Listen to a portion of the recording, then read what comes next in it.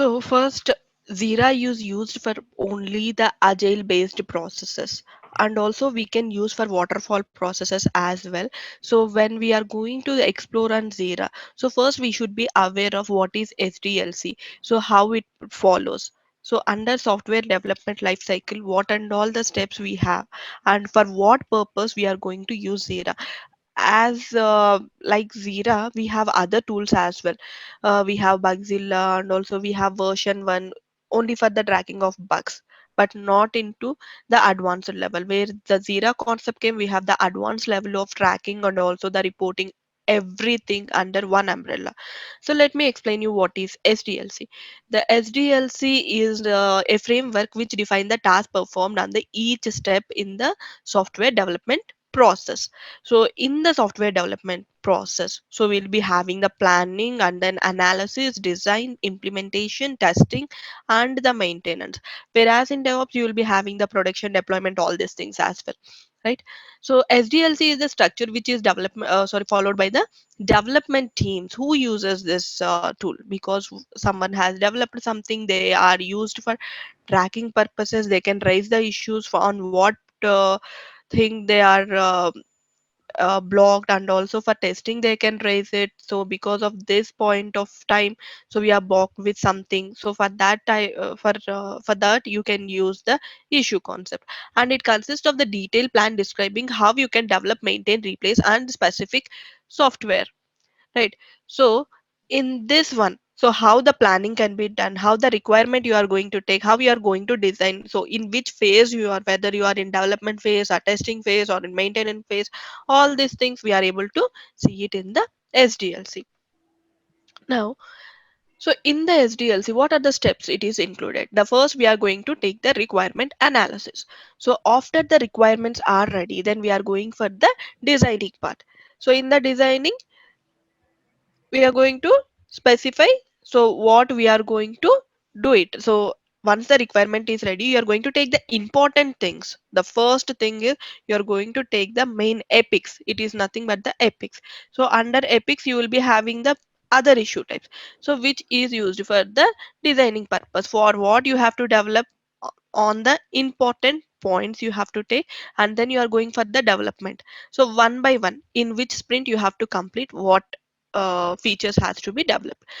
After development, so once the software is developed, you have to go for the testing.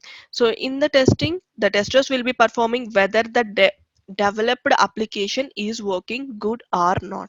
So that will be done in the testing phase, which will be taken care by the testing team. Then we will be going for the maintenance. Maintenance is nothing but everything is done so that it will go for the maintenance, whether it is working for fine, and you will be having the different environments. Once it is developed and tested and you have built some artifacts, it will be deployed into the different environments, right? So that user can will be able to use it if there is no bugs. Now, we have the SDLC methodologies, right? So we have different types of SDLC methodologies: waterfall, agile, scrum, and extreme programming, the spiral model, prototype methodology. These are the different types of SDLC methods which we have in the market. Most of the people are very much interested in following the waterfall or the agile methods. And I have seen few people that are interested in V model as well, but other methodologies, very less people they use. Next, development methodologies, we have waterfall and agile. So every SDLC will have the same process. We have the requirements, we will be having the design, we will be having the development and test, right? So whereas in waterfall, it is just a process oriented, like one by one it has to go. Once the discover requirements is done, then it go for design, then it will go for development, then it go for testing. Suppose if you wanted to add any new feature in the meanwhile, you will not be able to add it. You have to wait for till the last phase completed. Okay. Whereas in Agile, you have the sprint process, sprint or module process. So every sprint you will be having the same workflow, like same method, But only thing is, suppose if any new feature, if you wanted to add it in the meanwhile, you will be able to add it in, whereas in the agile methodology, so that the people are very interested in following the agile methodology. Let me give you one example.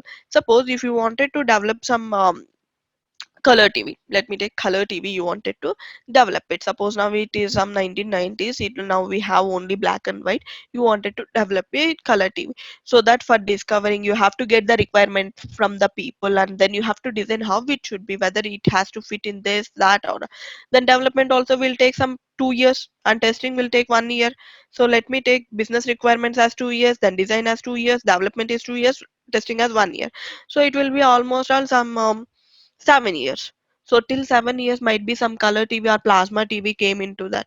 Some LED TV with the so many with curved TV. So we got it. So the company who follows the waterfall method, they have to wait. Suppose if the other company releases some plasma TV, so whatever they have done, this 7 years of work is waste, right? Whatever the money they have spent, whatever the things they have developed, everything will be waste because of they are following the agile method. Suppose now some color TV came, so that they will be adding that feature. Some plasma TV came, okay, we will add that feature. Some curve came, add that feature. So many things we have. So whereas in agile we have the possibility to go into the meanwhile, if you get any new feature in the market, if you wanted to implement it, you will just go and implement it in where you are following the agile method. Suppose if you are following the waterfall method, you have to wait till the deployment completes. So when you release after 7 years the color TV, no one is going to buy because of they have got very advanced features.